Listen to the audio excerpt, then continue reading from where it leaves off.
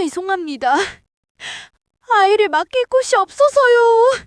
라는 떨리는 목소리와 함께 차가운 면접장의 문이 열렸습니다. 싸늘한 시선들 속에서 단 한 사람 태양그룹의 후계자 강도진만은 숨이 싸는 듯 굳어버리고 말았습니다.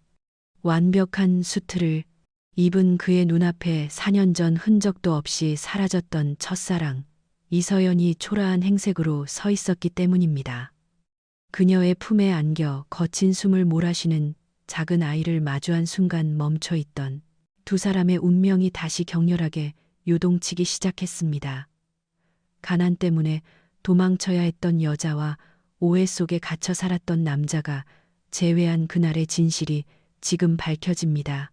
구독과 좋아요를 눌러주시면 당신의 삶에도 기적 같은 위로가 찾아올 것입니다. 죄송합니다. 아이를 맡길 곳이 없어서요. 초라한 옷차림의 여자가 아픈 아이를 안고 면접장에 들어왔습니다. 면접관들은 눈살을 찌푸렸지만 단 한 사람만은 그대로 굳었습니다. 억만장자인 그는 4년 전 자신 앞에서 사라졌던 바로 그 여자를 마주한 순간 숨이 팼습니다. 태양그룹 본사 50층 면접 대기실의 분위기는 유리와 강철처럼 차갑고 매끄러웠습니다. 사무실 공기는 비싸고 인공적인 향이 났고 이서연은 숨을 깊이 들이마셨습니다. 손에 든 이력서가 땀에 젖어 눅눅해지고 있었기 때문입니다. 대리석 바닥은 빛을 반사하며 차갑게 빛났고 천장은 너무 높아서 숨이 막힐 것만 같았습니다. 엄마, 목 아파. 4살 이민우가 서연의 무릎에 얼굴을 묻으며 작은 목소리로 말했습니다. 서연은 민우의 이마에 손을 댔습니다. 뜨거웠습니다. 아침부터 미열이 있었던 아이는 해열제를 먹였음에도 차도를 보이지 않았습니다. 조금만 참자 민우야. 엄마 면접 끝나면 병원 갈게. 맛있는 죽도 사줄게. 서연은 민우의 등을 쓰다듬으며 속으로 되뇌었습니다. 제발 이번만은 제발. 가방 안에는 오늘 아침 급하게 싼 민우의 물통과 낡은 손수건이 들어 있었고 지갑 속에는 구겨진 1,000원짜리 몇 장이 전부였습니다. 이번 면접을 놓치면 다음은 없었고 당장 내일 월세를 내지 못하면 쫓겨날 처지였기에 서연은 절박했습니다. 대기실 창밖으로는 서울 시내가 내려다 보였지만 회색빛 건물들이 끝없이 펼쳐진 풍경은 그녀를 더욱 외롭게 만들었습니다. 저 아래 어딘가에 서연과 민우가 사는 곰팡이 핀 반지하 방이 있었습니다. 서연이 시계를 보니 오후 2시 10분이었습니다. 면접 시간은 2시 30분이었으므로 20분만 버티면 되었습니다. 대기실에는 5명의 지원자가 더 앉아 있었는데 모두 깔끔한 정장 차림에 완벽하게 화장한 얼굴이었습니다. 서연은 자신의 옷을 내려다봤습니다. 3년 전에 산 검은색 블라우스, 색이 바랜 회색 치마, 굽이 달아 소리가 나는 구두였기에 그녀만 이 공간의 이방인처럼 느껴졌습니다. 하지만 서연은 고개를 들었습니다. 아니야. 난 할 수 있어. 민우를 위해서라도. 그때 대기실 입구에서 인사팀 직원이 서류를 들고 들어왔습니다. 키가 크고 날씬한 여자는 서연을 훑어보더니 시선이 민우에게 멈췄습니다. 저기 아이는요? 네. 서연의 심장이 쿵 내려앉았습니다. 면접에 아이를 데리고 오시면 곤란한데요. 직원의 목소리는 조용했지만 단호했고 서연의 얼굴은 하얗게 질렸습니다. 죄송합니다. 사정이 있어서 맡길 곳이 없었어요. 조용히 앉아 있을게요. 제발. 서연의 목소리가 떨렸고 다른 지원자들이 수군거리기 시작했습니다. 규정상 불가능합니다. 다음 기회에 제발이요. 한 번만, 이번이 마지막이에요. 서연은 직원의 팔을 잡을 듯이 간절하게 말했습니다. 편의점 야간 아르바이트와 식당 설거지로 버틴 지 너무 오래였고 민우 병원비는 계속 쌓여만 갔습니다. 규정이라서요. 죄송합니다. 직원이 난처한 표정으로 입을 열려는 순간이었습니다. 괜찮습니다. 낮고 차가운 목소리가 대기실에 울렸습니다. 모든 사람의 시선이 입구로 향했습니다. 짙은 네이비 수트를 완벽하게 차려입은 남자가 서 있었습니다. 30대 초반의 남자는 절제된 표정으로 대기실을 훑었습니다. 키는 훤칠했고 어깨선은 곧았으며 머리는 단정하게 넘겨져 있었고 넥타이는 한치의 흐트러짐도 없이 완벽했습니다. 부사장님, 직원이 허리를 굽혔고 대기실의 모든 사람이 일어나 인사했습니다. 태양그룹 전략기획본부 부사장 강도진이었습니다. 재계에서는 피도 눈물도 없는 냉혈한으로 유명한 사람이자 그룹 후계자였습니다. 그의 시선이 서연에게 멈췄을 때 서연은 심장이 사는 것 같았습니다. 서연은 고개를 돌렸습니다. 숨이 막혔습니다. 왜 하필 여기서? 제가 절대 마주쳐선 안 된다고 마음속으로 수백 번이나 되뇌던 사람이 지금 제 앞에 바로 코앞에 서 있었습니다. 강도진 부사장의 얼굴이 굳어졌고 입술이 미세하게 벌어졌으며 눈동자가 흔들렸습니다. 4년 만이었습니다. 대기실의 공기가 얼어붙은 듯 시간이 멈춘 것처럼 느껴졌습니다. 강도진 부사장은 그대로 서서 서연을 바라보며 움직이지 못했습니다. 서연아, 그의 입술이 움직였지만 소리는 나오지 않았습니다. 서연은 눈을 감았습니다. 심장이 너무 빠르게 뛰고 있었습니다. 민우가 서연의 치마를 잡아당기며 작게 기침했습니다. 엄마, 그 순간 강도진 부사장의 시선이 민우에게 옮겨갔습니다. 서너 살쯤 되어 보이는 남자아이, 까만 머리, 동그란 눈, 작은 입술. 강도진 부사장의 심장이 빠르게 뛰기 시작했습니다. 아이는 피곤한 듯 서연의 무릎에 얼굴을 묻고 있었고 작은 손으로 엄마의 옷을 꼭 쥐고 있었습니다. 강도진 부사장은 한 발짝 다가섰습니다. 면접 시작하겠습니다. 최 비서실장이 조용히 말하며 지금 강도진 부사장의 표정이 심상치 않다는 걸 알아챘습니다. 서연은 떨리는 손으로 민우를 안고 일어났습니다. 다리에 힘이 들어가지 않았지만 도망칠 수도 없었습니다. 강도진 부사장은 여전히 그 자리에 서서 두 사람을 바라보고 있었고 그의 손이 미세하게 떨리고 있었습니다. 부사장님 이쪽입니다. 최 비서가 강도진 부사장의 팔을 살짝 잡자 그는 고개를 돌려 면접실로 향했습니다. 하지만 걸음을 옮기며 계속 뒤를 돌아봤습니다. 서연은 고개를 숙인 채 민우를 꼭 안고 있었습니다. 버텨야 해. 이 면접만 끝나면 다시는 안 봐도 돼.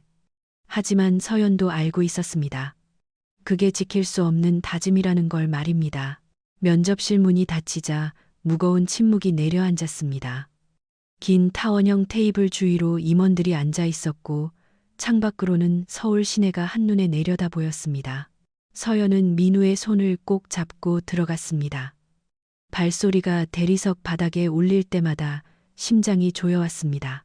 강도진 부사장은 테이블 끝자리에 앉아 차갑게 굳어 있었지만 테이블 아래 쥐고 있는 주먹은 하얗게 질려 있었습니다. 그는 눈앞에 있는 여자가 자신이 알던 그 이서연이 맞는지 아니면 지독한 환영인지 혼란스러웠습니다.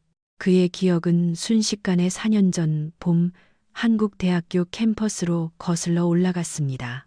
벚꽃이 흐드러지게 피던 날, 강도진은 축제 부스에서 직접 만든 액세서리를 팔고 있던 서연을 처음 만났습니다. 재벌 3세라는 신분을 숨기고 평범한 경영학과 학생으로 가장했던 도진은 서연의 맑은 미소와 당찬 모습에 단숨에 매료되었습니다. 이거 다 살게요. 도진이 은색 목걸이를 집어들며 말했을 때 서연은 눈을 동그랗게 뜨며 손사래를 쳤습니다. 아니에요. 부담스러워요. 필요한 만큼만 사세요.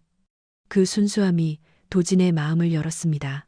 그날 이후 두 사람은 캠퍼스의 벤치에서, 도서관 구석에서, 허름한 분식집에서 매일 만났습니다. 도진에게 서연은 숨막히는 후계자 수업과 집안의 압박 속에서 유일하게 숨을 쉴 수 있는 비상구였습니다. 두 사람은 서로의 꿈을 이야기하며 영원을 약속했습니다. 하지만 그 행복은 잔인할 만큼 짧았습니다. 여름이 시작될 무렵 도진의 어머니이자 태양그룹 회장인 장미희 여사가 그들의 관계를 알아차렸습니다. 도진이 잠시 자리를 비운 사이 장 회장은 서연의 옥탑방으로 찾아갔습니다. 좁고 낡은 방을 경멸 어린 시선으로 둘러보던 장 회장은 서류 봉투 하나를 던졌습니다. 그것은 서연의 아버지가 사업 실패로 진 막대한 빚 내역이었습니다. 사랑, 그런 건 주제에 맞는 사람들끼리 하는 거야. 장 회장의 목소리는 얼음장 같았습니다. 네가 내 아들 곁에서 떨어지지 않는다면 이 빚은 당장 내일이라도 너희 가족의 숨통을 끊어놓을 거다. 네 아버지 평생 감옥에서 썩게 하고 싶니? 서연은 무릎을 꿇고 애원했지만 장 회장은 차가웠습니다. 선택해. 네 알량한 사랑인지 아니면 가족의 목숨인지. 결국 서연은 도진을 위해 그리고 가족을 위해 떠나야만 했습니다.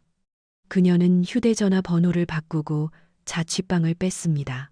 뒤늦게 사실을 안 도진이 미친 듯이 그녀를 찾아다녔지만 서연은 이미 증발한 뒤였습니다. 도진은 어머니에 의해 감금되다시피 갇혀 지냈고 서연이 돈 때문에 자신을 떠났다는 조작된 증거들을 보며 절망했습니다. 그렇게 오해와 원망 속에 4년이라는 시간이 흘렀습니다. 다시 현재 면접실. 이서연 씨 맞습니까? 인사팀장의 목소리가 도진의 회상을 깨뜨렸습니다. 서연은 떨리는 목소리로 대답했습니다. 네, 맞습니다. 도진은 천천히 고개를 들어 서연을 바라보았습니다. 4년 전에 생기 넘치던 모습은 온데간데 없고 삶에 지친 기색이 역력한 얼굴이었습니다. 하지만 그 눈빛만은 여전히 그가 기억하던 그대로였습니다. 학교를 중퇴하셨군요. 도진이 서류를 넘기지 않은 채 낮게 읊조렸습니다. 그의 목소리에는 억누를 수 없는 감정이 실려 있었습니다. 이유가 뭡니까? 서연은 입술을 깨물었습니다. 차마 아이를 가졌기 때문이라고, 당신의 어머니에게 협박받아 도망쳐야 했기 때문이라고 말할 수 없었습니다. 개인적인 사정이 있었습니다. 서연이 고개를 숙이자 도진의 인매가 비틀렸습니다. 그는 그녀가 자신을 버리고 떠나서 고작 이런 모습으로 살고 있다는 사실에 화가 났고 동시에 여전히 그녀에게 흔들리는 자신에게 분노했습니다. 그때였습니다. 얌전히 서연의 무릎에 기대 있던 민우가 갑자기 콜록콜록 하며 거칠게 기침을 하기 시작했습니다. 아이의 기침 소리는 예사롭지 않았습니다. 작은 몸이 고통스럽게 들썩였고 얼굴은 붉게 달아올랐습니다. 민우야, 괜찮아? 서연이 당황하며 아이의 등을 두드렸지만 기침은 멈추지 않고 점점 더 심해졌습니다. 면접관들의 시선이 불편하게 엉켰고 도진의 시선이 날카롭게 아이에게 꽂혔습니다. 그 순간 도진은 아이의 고통스러워하는 모습에서 기시감을 느꼈습니다. 마치 거울을 보는 듯한 설명할 수 없는 불안감이 그의 등골을 서늘하게 스쳤습니다. 면접장은 순식간에 아수라장이 되었습니다. 민우야, 숨 쉬어봐, 민우야. 서연의 절규가 차가운 공기를 갈랐습니다. 아이의 얼굴은 산소 부족으로 파랗게 질려가고 있었고 작은 가슴은 거칠게 오르내리며 캑캑거리는 소리를 냈습니다. 그것은 단순한 감기가 아니었습니다. 급성 천식 발작이었습니다. 서연은 하얗게 질린 얼굴로 아이를 끌어안고 어쩔 줄 몰라 했습니다.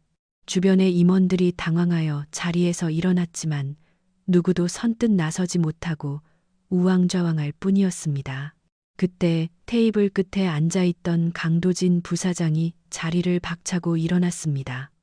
의자가 뒤로 넘어가며 큰 소리를 냈지만 그는 신경 쓰지 않았습니다. 도진은 단숨에 서연에게 다가가 무릎을 꿇었습니다. 비켜요. 그가 소리치며 서연의 품에서 축 늘어진 민우를 받아 안았습니다. 아이의 몸은 불덩이처럼 뜨거웠고 호흡은 금방이라도 끊어질 듯 위태로웠습니다. 도진의 심장이 쿵쾅거렸습니다. 이 끔찍한 호흡 소리, 숨을 들이마시지 못해 고통스러워하는 아이의 표정. 그것은 도진이 어린 시절 겪었던 그 고통과 소름 끼치도록 닮아 있었습니다. 최 비서, 당장 차 대기시켜 응급실로 간다. 도진은 아이를 안고 긴 다리로 복도를 가로질러 달리기 시작했습니다. 서연은 신발이 벗겨지는 줄도 모르고 비틀거리며 그 뒤를 따랐습니다. 태양그룹 본사 로비는 부사장이 낯선 아이를 안고 뛰는 모습에 충격에 휩싸였습니다. 하지만 도진의 눈에는 아무것도 보이지 않았습니다.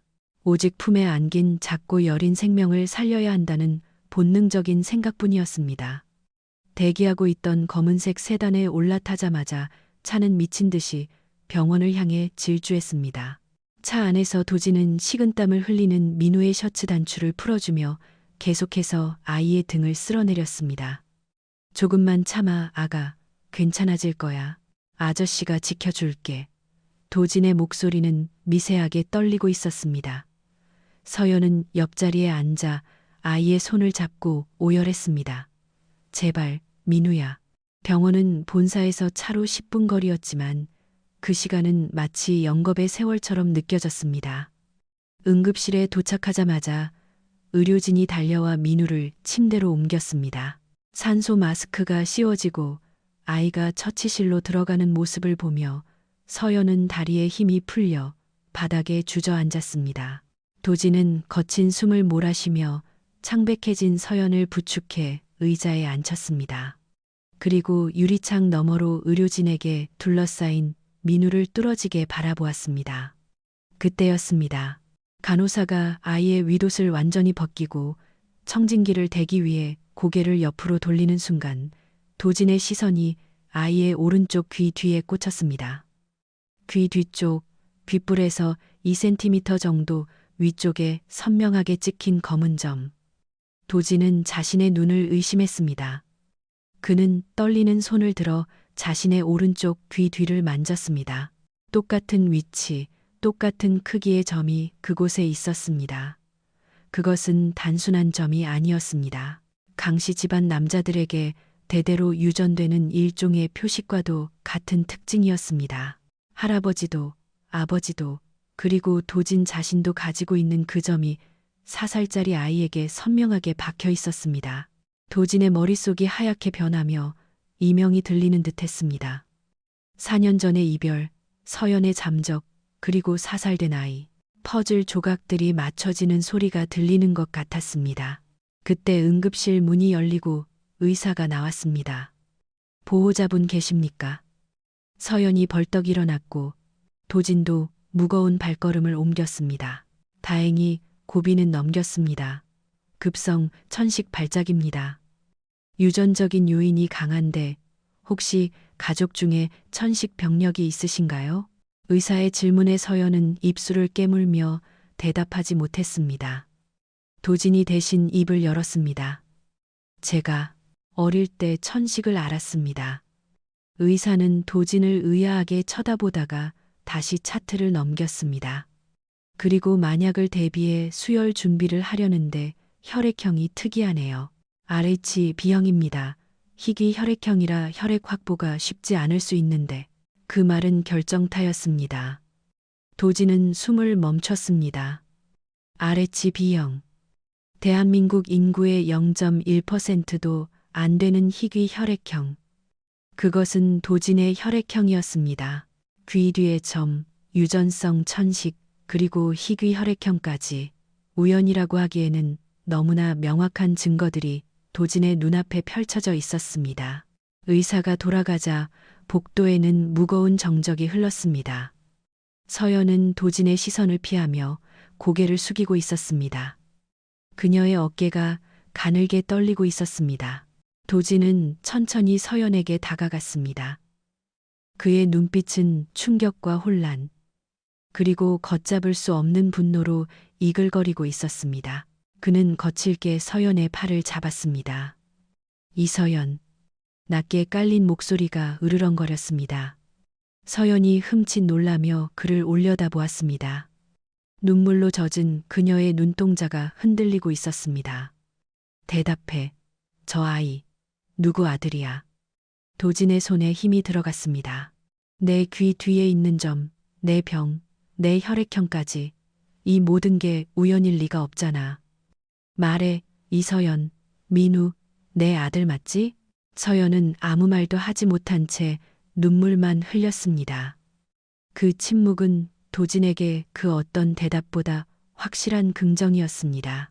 도진은 끓어오르는 분노와 의구심을 안고 비서실장 최 실장을 비상계단으로 끌고 갔습니다. 당장 4년 전 일을 조사해 어머니가 서연이에게 무슨 짓을 했는지, 내 전화와 문자가 왜 차단됐는지 하나도 빠짐없이 다 찾아내. 도진의 눈에는 핏발이 서 있었습니다. 최 실장은 잠시 망설이다가 품 안에서 태블릿 PC를 꺼냈습니다. 부사장님, 사실 짐작 가는 부분이 있어 미리 보안팀 서버를 복구해 두었습니다. 최 실장이 내민 화면에는 도진이 상상조차 하지 못한 진실들이 빼곡히 적혀 있었습니다. 이서연 부친 채무 내역 확보, 협박 및 접근 금지 명령, 통신 차단 로그 500건. 도진의 손이 덜덜 떨렸습니다. 화면 속에는 4년 전 그가 서연을 오해하고 원망하며 술에 절어 있을 때 서연이 보낸 수백 통의 부재중 전화와 메시지들이 남아 있었습니다. 오빠, 나 무서워. 한 번만 목소리 듣고 싶어. 아기가 생겼어. 제발 연락 좀 받아줘. 잘못했어. 오빠가 하라는 대로 다 할게. 제발 우리 아빠 좀 살려줘. 도진은 무너져 내렸습니다. 서연은 돈 때문에 떠난 것이 아니었습니다. 그녀는 자신을 지키기 위해, 그리고 가족을 살리기 위해 지옥 같은 협박 속에서 홀로 싸우고 있었던 것입니다. 자신이 배신감에 치를 떨며 그녀를 저주하던 그 시간, 서연은 홀로 아이를 낳고 차가운 산부인과 수술대 위에서 눈물을 흘리고 있었습니다. 아, 으아. 도진은 벽을 치며 오열했습니다. 뼈저린 후회와 죄책감이 가슴을 찢어발기는 듯했습니다. 한참을 밖에서 감정을 추스른 도진은 엉망이 된 얼굴로 다시 병실로 돌아왔습니다. VIP 병실의 문을 열자 지친 기색의 서연이 잠든 민우의 손을 꼭 잡고 침대 옆에 엎드려 쪽잠을 자고 있는 모습이 보였습니다. 도진은 숨조차 크게 쉬지 못하고 그들에게 다가갔습니다. 4년 전보다 훨씬 야위어버린 서연의 어깨와 산소호흡기를 떼고 평온하게 잠든 민우의 얼굴. 도진은 떨리는 손을 뻗어 민우의 작은 머리카락을 조심스럽게 쓸어 넘겼습니다. 따뜻한 체온이 손끝에 닿자 눈물이 왈칵 쏟아졌습니다. 미안하다. 아빠가 너무 늦게 알아서 정말 미안해. 그때 인기척을 느낀 서연이 눈을 떴습니다. 충혈된 눈으로 도진을 바라보던 그녀는 황급히 민우를 가리듯 몸을 일으켰습니다. 나가주세요. 우리한테 더 이상 볼 일 없으시잖아요. 서연의 목소리는 날카로웠지만 두려움에 떨고 있었습니다. 도진은 무릎을 꿇었습니다. 서연은 당황하여 뒷걸음질 쳤습니다. 알았어, 어머니가 당신한테 무슨 짓을 했는지. 도진의 고백에 서연의 눈동자가 거칠게 흔들렸습니다. 내가 바보였어. 당신이 날 버린 게 아니라 내가 당신을 지키지 못했던 거야. 혼자 그 무거운 짐을 지게 해서 정말 미안해, 서연아. 서연은 입술을 깨물며 참았던 눈물을 터뜨렸습니다. 4년 동안 가슴속에 응어리져 있던 억울함과 서름이 도진의 진심 어린 사과 한마디에 무너져 내렸습니다. 당신이 미웠어. 너무 힘들어서 죽고 싶을 때마다 당신을 원망했어. 서연이 도진의 가슴을 주먹으로 내리치며 울부짖었습니다. 도진은 그런 서연을 말없이 꽉 끌어안았습니다. 미안해. 평생 갚을게. 다시는 당신이랑 민우 혼자 두지 않을게. 두 사람의 울음소리에 잠기 밝은 민우가 눈을 떴습니다. 엄마, 왜 울어? 아이의 순수한 목소리에 두 사람은 황급히 떨어졌습니다. 민우는 침대에 앉아 눈물을 닦는 도진을 빤히 바라보았습니다. 아저씨도 울어? 아저씨가 우리 엄마 울렸어? 민우가 짐짓 심각한 표정으로 묻자 도진은 젖은 눈으로 웃으며 고개를 저었습니다. 아니야, 아저씨가 미안해서 그래. 민우랑 엄마한테 너무 미안해서. 도진이 조심스럽게 민우의 손을 잡았습니다. 그러자 민우가 방긋 웃으며 도진의 큰 손을 자신의 작은 두 손으로 감쌌습니다. 울지 마요, 아저씨. 아저씨가 나 구해줬잖아. 나 아저씨 좋아. 핏줄이 당기는 것일까요? 처음 보는 낯선 남자임에도 민우는 도진을 전혀 경계하지 않았습니다. 아이의 따뜻한 손길에 도진은 가슴 한구석이 묵직해지는 것을 느꼈습니다. 서연은 그 모습을 복잡한 표정으로 바라보았습니다. 아이에게 아빠가 필요하다는 것을 알지만 다시 시작하기엔 태양그룹이라는 거대한 벽과 장 회장의 존재가 너무나 두려웠습니다. 하지만 민우를 바라보는 도진의 눈빛은 예전에 철없던 연인이 아닌 자식을 지키려는 아버지의 단단한 눈빛이었습니다. 도진은 서연을 바라보며 굳게 다짐하듯 말했습니다. 이제 내가 막을 거야. 어머니도 그 누구도 당신들 건드리지 못하게 할 거야. 나만 믿어. 그날 밤 강도진은 태양그룹의 본가인 평창동 저택으로 향했습니다.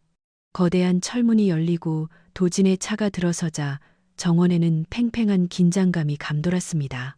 장미희 회장은 서재의 가죽 소파에 앉아 차를 마시고 있었습니다. 그녀는 도진이 들어와도 눈길조차 주지 않은 채 찻잔만 내려다보았습니다. 어머니, 드릴 말씀이 있습니다. 도진의 목소리는 낮지만 단단했습니다. 장 회장은 천천히 고개를 들어 아들을 바라보았습니다. 그 천한 것들을 정리하고 왔니? 아니면 내 유산이라도 포기하겠다는 거니? 그녀의 목소리에는 일말의 죄책감도 없었습니다. 도진은 주먹을 꽉 쥐었습니다. 어머니는 틀렸습니다. 저는 서연이와 민우를 지킬 겁니다. 그리고 제 자리도 지킬 겁니다. 장 회장은 코웃음을 쳤습니다. 네가 감히 날 이길 수 있을 것 같니? 넌 아직 멀었다. 내일 긴급 이사회를 열어 너를 부사장직에서 해임할 생각이다. 짐 싸서 나갈 준비나 해. 다음 날 아침 태양그룹 본사 35층 대회의실은 폭풍전야와 같았습니다. 긴급 소집된 이사들과 주주들이 웅성거리고 있었고 상석에는 장미희 회장이 오만한 표정으로 앉아 있었습니다. 그녀는 오늘 아들을 내치고 그룹을 완전히 장악할 생각이었습니다. 곧이어 회의실 문이 열리고 강도진이 들어왔습니다. 그의 뒤에는 최 비서실장과 법무팀 변호사들이 따르고 있었습니다. 도진의 표정은 비장했습니다. 강 부사장, 무슨 낯짝으로 여길 들어와? 장 회장이 소리쳤습니다. 도진은 대답 대신 단상으로 올라가 마이크를 잡았습니다. 존경하는 주주 여러분, 그리고 이사님들. 오늘 저는 태양그룹의 치부를 드러내고 새로운 미래를 이야기하고자 합니다. 회의실 전면에 스크린이 켜졌습니다. 화면에는 장 회장이 지난 4년간 회사 자금을 횡령하여 비자금을 조성한 내역, 용역 깡패를 동원해 재개발 지역 주민들을 협박한 영상, 그리고 결정적으로 강도진 부사장의 사생활을 불법적으로 사찰하고 손자 이민우의 존재를 은폐하려 했던 통화 녹취록들이 적나라하게 공개되었습니다. 회의실은 순식간에 충격과 공포로 얼어붙었습니다. 이게 뭐야? 당장 끄지 못해. 장 회장이 비명을 지르며 자리에서 일어났지만 도진은 멈추지 않았습니다. 여기 있는 자료들은 모두 검찰에 제출될 것입니다. 어머니, 아니 장미희 회장님. 회장님은 그룹의 윤리 경영을 심각하게 위반했고 제 가족의 인권을 유린했습니다. 이사들이 술렁이기 시작했습니다. 장 회장의 최측근이라 믿었던 이사들조차 명백한 증거 앞에서 등을 돌리기 시작했습니다. 태양그룹 주가가 폭락할 것을 우려한 주주들은 장 회장의 해임을 요구했습니다. 도진은 떨리는 목소리지만 분명하게 선언했습니다. 저는 오늘부로 제 아들 강민우의 존재를 공식적으로 인정합니다. 그리고 불법과 비리로 얼룩진 과거를 청산하고 투명한 태양그룹을 만들겠습니다. 장 회장의 해임안을 발의합니다. 찬성하시는 분들은 거수해 주십시오. 침묵이 흘렀습니다. 장 회장은 이사들을 하나하나 노려보며 위협적인 눈빛을 보냈지만 대세는 이미 기울어 있었습니다. 1명, 2명, 손이 올라가기 시작했고 결국 과반수 이상의 이사들이 손을 들었습니다. 탕탕탕. 의사봉 소리가 회의실에 울려 퍼졌습니다. 장미희 회장 해임안이 가결되었습니다. 장 회장은 믿을 수 없다는 표정으로 자리에 주저앉았습니다. 내가 어떻게 나한테 이럴 수 있어. 내가 널 어떻게 키웠는데. 장 회장의 절규가 터져 나왔습니다. 도지는 차갑게 식은 눈으로 어머니를 내려다 보았습니다. 어머니가 저를 키운 게 아닙니다. 어머니는 저를 소유하려고 하셨을 뿐입니다. 이제 그 욕심 내려놓고 죗값을 치르세요. 보안 요원들이 들어와 난동을 부리는 장 회장을 밖으로 모셨습니다. 끌려나가는 어머니의 뒷모습을 보며 도지는 눈을 감았습니다. 가슴이 찢어질 듯 아팠지만 후회는 없었습니다. 이것은 단순한 권력 다툼이 아니었습니다. 사랑하는 여자와 아들을 지키기 위한 그리고 비틀린 가족사를 바로잡기 위한 필연적인 전쟁이었습니다. 회의실에 남은 이사들이 도진을 향해 고개를 숙였습니다. 창밖으로 찬란한 햇살이 쏟아져 들어왔습니다. 길고 길었던 어둠이 걷히고 새로운 태양그룹의 주인이 탄생하는 순간이었습니다. 3년이라는 시간이 흘렀습니다. 서울의 한강공원에는 흐드러지게 핀 벚꽃잎이 눈처럼 흩날리고 있었습니다. 따뜻한 봄바람 사이로 아이들의 웃음소리가 퍼져나갔습니다. 아빠, 빨리 와요. 7살이 된 민우가 연을 들고 앞장서 달렸습니다. 그래, 간다가 강도진이 겉옷을 벗어든 채 환하게 웃으며 아이 뒤를 쫓았습니다. 과거의 차갑고 날카로웠던 눈빛은 온데간데 없고 그저 아들을 바라보는 눈에 꿀이 떨어지는 평범한 아빠의 모습이었습니다. 그 뒤를 이서연이 천천히 걸으며 흐뭇하게 바라보았습니다. 서연은 이제 태양그룹 디자인 실장으로서 능력을 인정받고 있었고 무엇보다 사랑하는 가족과 함께하는 평범한 일상 속에서 더할 나위 없는 행복을 느끼고 있었습니다. 도지는 37세의 나이로 그룹 회장직에 올랐지만 주말만큼은 비서실의 연락도 차단한 채 오롯이 가족과의 시간에 집중했습니다. 그것이 그가 지난 3년 동안 지켜온 철칙이었습니다. 민우가 숨이 턱끝까지 차올라 벤치 근처에서 멈춰섰습니다. 아빠, 나 이제 연 엄청 잘 날리지? 뺨이 발그레해진 민우가 자랑스럽게 물었습니다. 그럼 누굴 닮아서 운동신경이 이렇게 좋은데? 도진이 민우의 머리를 쓰다듬으며 땀을 닦아주었습니다. 그때였습니다. 벤치 구석에 앉아있던 한 노부인이 멍하니 강물을 바라보고 있었습니다. 화려한 명품 대신 수수한 옷차림을 하고 있었고 염색하지 않아 희끗희끗한 머리카락이 바람에 날리고 있었습니다. 예전에 기세등등하던 태양그룹 장미희 회장의 모습은 찾아볼 수 없었습니다. 그녀는 해임 이후 경영일선에서 물러나 교회의 작은 주택에서 조용히 지내고 있었습니다. 서연이 먼저 그녀를 알아보고 멈칫했습니다. 도진의 시선도 어머니에게 닿았습니다. 잠시 어색한 침묵이 흘렀습니다. 도진의 손을 잡고 있던 서연이 조용히 그의 손을 꽉 쥐어주었습니다. 괜찮다는 신호였습니다. 도진과 서연, 그리고 민우가 천천히 벤치로 다가갔습니다. 인기척을 느낀 장미희가 고개를 돌렸습니다. 아들 내외와 손자를 본 그녀의 눈이 크게 커졌습니다. 도진아, 서연아, 그녀의 목소리는 메말라 있었습니다. 민우가 호기심 어린 눈으로 할머니를 올려다 보았습니다. 아빠, 누구세요? 민우의 질문에 도진은 잠시 망설이다가 무릎을 굽혀 아이와 눈높이를 맞췄습니다. 민우야, 인사해. 할머니셔. 할머니. 민우는 잠시 생각하더니 배꼽 인사를 했습니다. 안녕하세요, 할머니. 아이의 구김살 없는 목소리가 장미희의 가슴을 쳤습니다. 그녀의 눈시울이 붉어지기 시작했습니다. 그래, 안녕, 우리 강아지. 많이 컸구나. 장미인은 떨리는 손을 뻗었지만 차마 아이를 만지지는 못했습니다. 자신의 과오가 너무나 컸기에 그럴 자격이 없다고 생각했기 때문입니다. 어머니, 도진이 부드럽게 불렀습니다. 건강은 좀 어떠세요?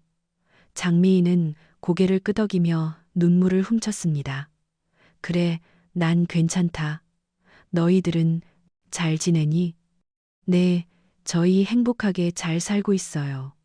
어머니도 이제 마음의 짐 내려놓으세요. 서연이 다가가 장미희의 거친 손을 잡았습니다.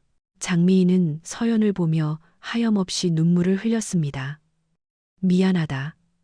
내가 정말 잘못했어. 너희를 지킨다는 핑계로 내 욕심만 채우려 했어. 너희의 그 예쁜 시절을 내가 다 망가뜨렸구나. 용서받지 못할 죄를 지었어. 장미희의 진심 어린 사과에 서연도 눈가가 촉촉해졌습니다. 어머니, 지난 일은 다 잊었어요. 중요한 건 지금 우리가 이렇게 마주 보고 있다는 거잖아요. 이제라도 민우에게 좋은 할머니가 되어주세요. 서연의 따뜻한 말에 장미희는 오열했습니다. 도진은 말없이 어머니의 어깨를 감싸 안았습니다. 굳게 닫혀있던 마음의 문이 완전히 열리는 순간이었습니다. 할머니, 울지 마세요. 이거 드릴까요? 민우가 주머니에서 꼬깃꼬깃한 사탕 하나를 꺼내 내밀었습니다. 그 모습에 새어르는 동시에 웃음을 터뜨렸습니다. 강물 위로 붉은 노을이 내려앉고 있었습니다. 네 사람은 벤치에 나란히 앉아 저물어가는 해를 바라보았습니다. 차갑고 길었던 겨울이 지나고 그들에게도 진정한 봄이 찾아왔습니다. 도진은 서연의 어깨를 감싸며 속삭였습니다. 고마워, 내 곁에 있어줘서. 서연은 도진의 가슴에 머리를 기대며 대답했습니다. 나도요. 우리 이제 영원히 함께해요. 벚꽃잎이 축복처럼 그들의 머리 위로 쏟아져 내렸습니다. 그것은 완벽한 해피엔딩이었습니다. 오늘 들려드린 긴 이야기 어떠셨나요? 차가운 오해와 시련 속에서도 끝내 사랑과 가족을 지켜낸 두 사람의 이야기가 여러분의 마음에도 따뜻한 위로가 되었기를 바랍니다. 오늘 이야기에서 여러분에게 가장 깊은 울림을 주었던 장면은 무엇이었나요? 혹은 강도진과 이서연처럼 힘든 상황을 이겨낸 경험이 있으신가요? 여러분의 소중한 생각과 경험을 댓글로 남겨주세요. 여러분의 공감과 댓글은 다음 이야기를 만드는데 큰 힘이 됩니다. 아직 구독하지 않으셨다면 구독 버튼을 눌러 감동적인 이야기를 가장 먼저 만나보세요. 시청해주셔서 감사합니다.